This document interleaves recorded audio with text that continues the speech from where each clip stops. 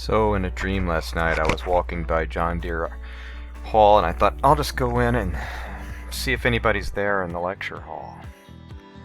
And there you are. You were all there, ready to get to work on your research projects. It was a good dream. This video message is about the research projects. I've got some things to tell you, some advice to give, and some directions for how to take the next step toward completion of the project.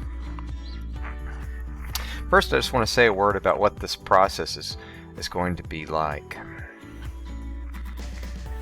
I know after talking with some of you that you have this idea that you do your initial interviews, then you go do some research, then you write it up and you're done. Yeah, that's not usually how it works, at least for a good project.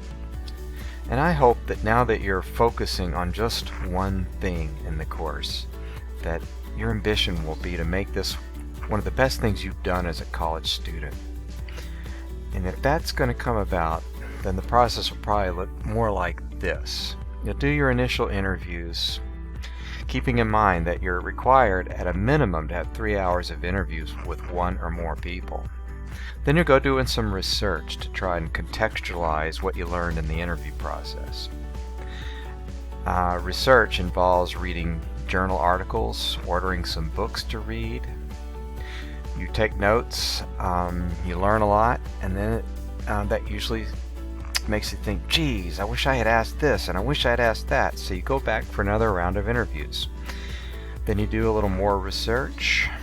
After that, you still probably have a question or two, very pointed or focused questions that you take to your interviewees.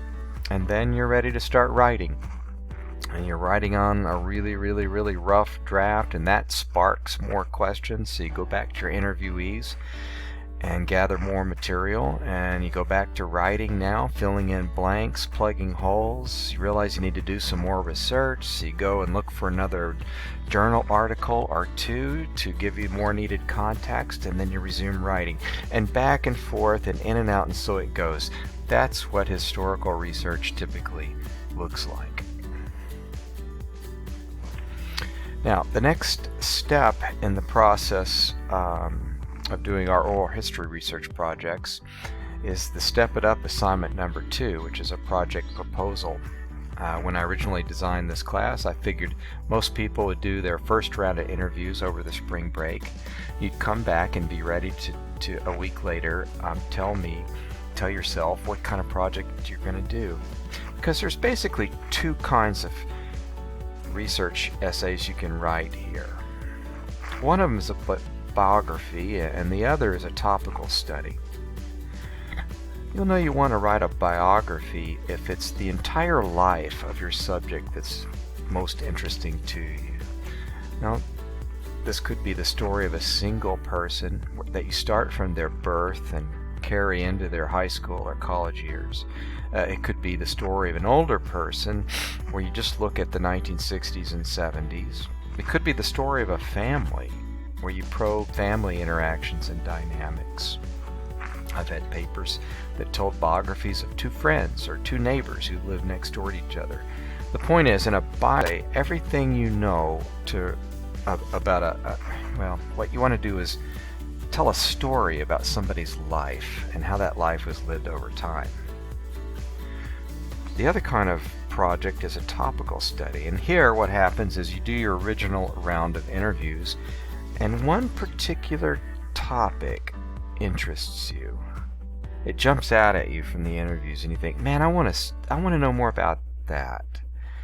I have a list of possible topics based on papers that I've received from class members before, and it's posted on Moodle in the big research assignment handout.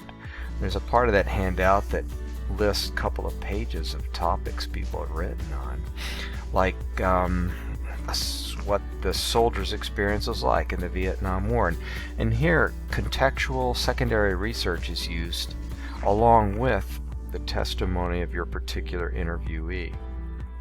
Another topic, small town youth in the 60s. What was it like to for people to grow up in small towns as opposed to the big college towns that are part of the beta story. Or the sexual revolution of the 60s and 70s. Here your interviews with your subjects are just one source among several other sources coming from historians, sociologists, anthropologists, whatever. You need to make a decision here about which way you're going to go on this. And the point of the project proposal is to let me know what you've decided. Feel free to reach out to me to get advice. I'm ready and eager to start working with you individually and to listen as you bounce ideas off of my head. If you feel like you need more time with this project proposal, that's fine. It's supposed to be due this Friday, but I don't mind if you take it into next week. On the subject of reminders, I've got a few.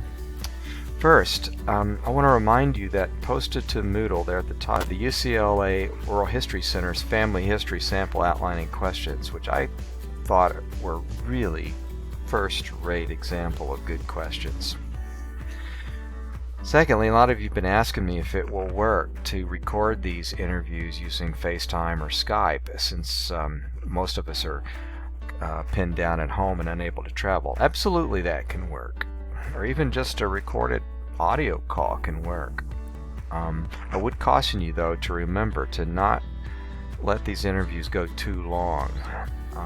In a face-to-face setting, 1 hour is the absolute max, and I would think that over the phone it might be even 45 minutes as a max. You can always do multiple interviews.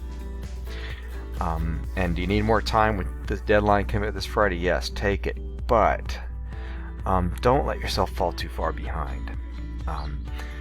This project, done well, will take everything you've got over the next 7 weeks, believe me, to turn in a really first-rate oral history paper. And since it's mostly your family members you're working with, you want to do this right.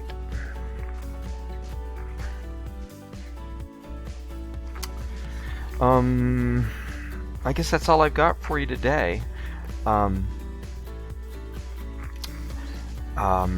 So reach out to me on email if you have questions. I want to remind you that if you think the question is something other people would benefit hearing the answer to, post your question on the Ruin the Slough Hangout forum there on the Moodle page at the top. And I'll answer it there, and other people can see what the answer is. And also you can use that space to post things you come across that you think are interesting that other people would enjoy seeing. So I'm missing you guys, but I'm looking forward to working with you as we can remotely to get these oral history projects up and running. All right, bye now.